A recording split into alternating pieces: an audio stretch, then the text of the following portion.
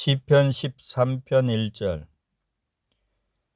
여호와여, 어느 때까지니까 나를 영원히 잊으시나이까? 주의 얼굴을 나에게서 어느 때까지 숨기시겠나이까?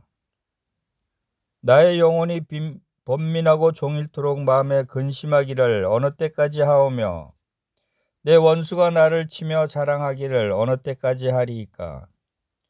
여호와 내 하나님이여, 나를 생각하사 응답하시고 나의 눈을 밝히소서. 두렵건대 내가 사망의 잠을 잘까 하오며, 두렵건대 나의 원수가 이르기를 내가 그를 이겼다 할까 하오며, 내가 흔들릴 때 나의 대적들이 기뻐할까 하나이다. 나는 오직 주의 사랑을 의지하여 싸우니 나의 마음은 주의 구원을 기뻐하리이다. 내가 여호와를 찬송하리니 이는 주께서 내게 은덕을 베푸심이로다. 시편 14편 1절. 어리석은 자는 그의 마음에 이르기를 하나님이 없다 하는도다. 그들은 부패하고 그 행실이 가증하니 선을 행하는 자가 없도다. 여호와께서 하늘에서 인생을 굽어 살피사 지각이 있어 하나님을 찾는 자가 있는가 보려 하신즉 다 치우쳐 함께 더러운 자가 되고 선을 행하는 자가 없으니 하나도 없도다. 죄악을 행하는 자는 다 무지하냐? 그들이 떡 먹듯이 내 백성을 먹으면서 여호와를 부르지 아니하는도다. 그러나 거기서 그들은 두려워하고 두려워했으니 하나님이 의인의 세대에 계심이로다.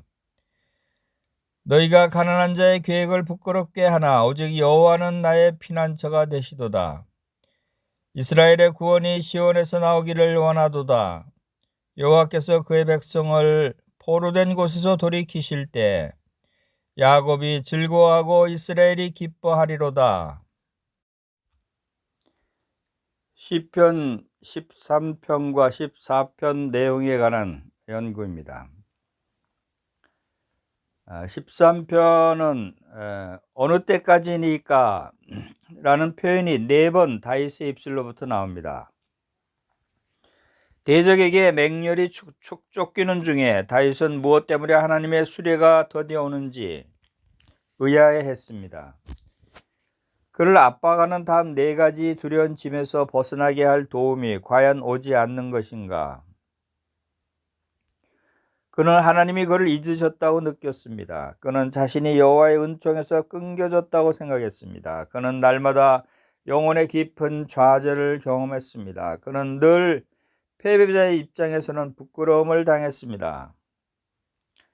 13장 1절에서 4절 내용을 살펴보면 하나님은 다윗의 곤경에 주목하고 2가지 재난을 피하도록 속히 보냄을 보내셔야 했습니다.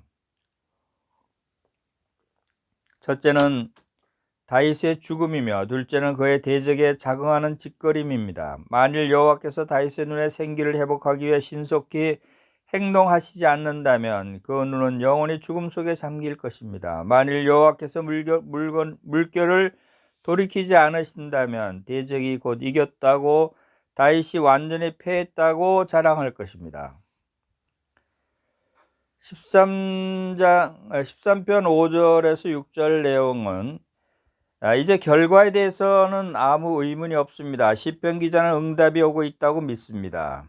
여호와의 인자하심을 의뢰하는 까닭에 그는 자신이 살아서 대적에게서 구원받은 것을 기념하게 될 것을 알고 있습니다. 그 구원을 바라보며 그는 그 한량없는 사랑으로 인해 여호와를 찬송할 수 있습니다. 이 시는 우리 하나님의 허락하시는 여러 시험과도 같습니다. 그 시험들을 한숨으로 시작해서 찬송으로 마감합니다. 14편 내용을 보겠습니다. 어리석은 자의 신조에 관한 내용이 14편입니다. 14편 1절은 어리석은 자의 신조는 하나님이 없다는 것입니다. 그는 하나님이 계시는 것을 원치 않으며 따라서 하나님의 존재를 부정합니다. 그것은 불합리한 입장을 취하는 것입니다. 첫째로 그것은 스스로 모든 것을 안다고 주장하는 것입니다. 나는 모든 것을 안다. 하나님이 내 지식의 한계를 넘어 존재하기란 불가능하다. 라고 생각하는 것입니다. 둘째로 그런 태도는 자신이 어디에나 존재한다고 주장하는 것입니다. 나는 한 번에 동시에 여러 곳에 존재하며 하나님이 내가 모르는 중에 우주의 어느 곳에 존재하기란 불가능하다 라고 말입니다. 그러한 입장은 창조에 있어서의 하나님의 경이로움, 즉 우주의 광활함과 행성의 놀라우리만큼 정확한 운동, 인체의 난해한 구성, 인간의 뇌의 경이로운 구조, 물과 흙의 놀라운 특성 등등 경이로움을 무시해버립니다. 예를 들어 생명을 유지하기에 적합한 지구의 성격을 살펴보시기 바랍니다. 헨리 보시는 하나님의 죄 깊고 놀라운 계획의 신뢰를 다음과 같이 지적했습니다. 지구는 시간당 약 1,000마일의 속도로 지축을 중심으로 돕니다. 만일 시간당 100마일로 돈다면 낮과 밤이 10배 길어질 것이며 지구는 불탔다 얼었다를 반복할 것입니다.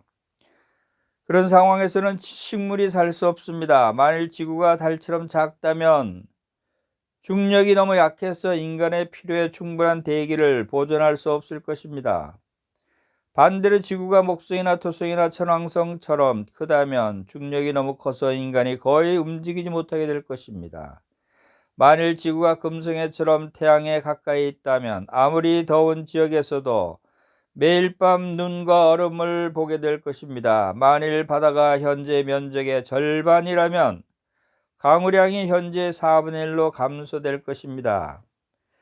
만일 바다의 면적이 8분의 1 늘어난다면 연중 강우량은 4배가 증가될 것이고 지구는 생물이 살 수 없는 광활한 습지가 될 것입니다. 물론 섭씨 0도에서 동결됩니다. 그러나 만일 바다가 그 온도에서 온다면 재앙이 미칠 것인데, 왜냐하면 그렇게 되면 극지방에 눈이 녹는 양이 균형을 잃을 것이며 얼음이 수세기 동안 쌓일 것이기 때문입니다.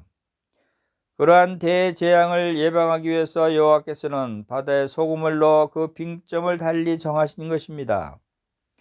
이 모든 일이 우연히 발생할 가능성은 매우 희박해서 고려할 가치조차 없습니다. 그런 까닭에 성경은 무신론자를 어리석다고 말하고 있습니다. 그들은 도덕적으로 어리석은 자들입니다. 이것은 그들의 지성지수가 아닌 도덕지수를 가리켜 하는 말입니다. 그러한 어리석은 자들에 대한 하나님의 판결은 그들이 스스로 부패하고 가증히 행한다는 것입니다. 인간의 신조와 품행 사이에는 밀접한 관계가 있습니다. 하나님에 대한 개념이 낮을수록 그 도덕성도 낮아지기 쉽습니다. 원인으로 쓰든 결과로 쓰든 무신론과 영지주의는 타락한 삶과 관계가 있습니다. 반에서는 이렇게 설명합니다. 하나님이 없다는 믿음은 흔히 죄악된 삶으로 이끄는 욕망에 기초하거나 아니면 타락한 중에 계속 머물면서 장래 심판에 대한 두려움을 피해보려는 욕망을 지닌 채 사실상 그러한 삶을 사는 자들에 의해서 옹호되고 있는 것입니다. 14편 2절에서 3절 내용을 보겠습니다. 여호와께서 아담자의 자손 중에 하나님을 찾으며 지혜롭게 행하는 자가 있는지 알아보기 위해 하늘에서 굽어 살피셨으나 그 결과는 참담했습니다. 인간은 본질과 실제 행위에 있어서 죄인입니다. 만일 홀로 내버려 둔다면 결코 하나님을 찾지 않을 것입니다. 인간이 하나님과 그분의 구원이 필요함을 인식하게 되는 것은 오직 성령의 사역을 통해서입니다.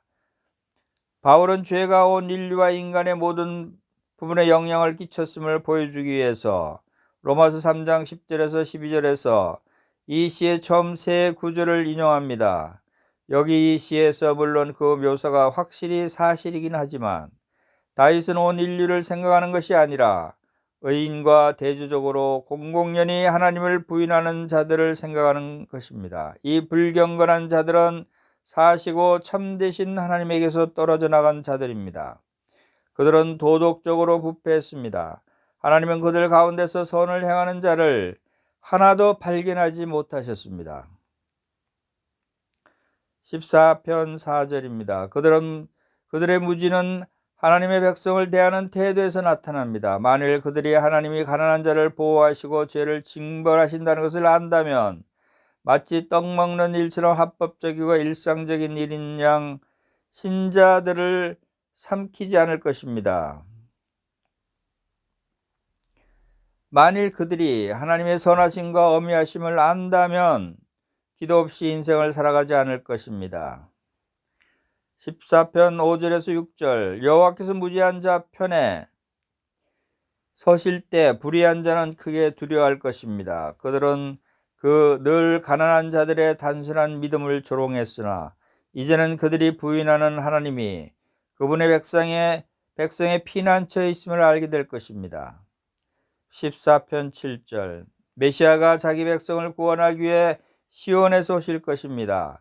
그리스도의 유대인 성도들의 유일한 참 하나님을 부인하는 열방 중에 포로된 데서 완전하고도 최종적으로 건짐을 받을 때 이스라엘의 기쁨은 한량없이 클 것입니다.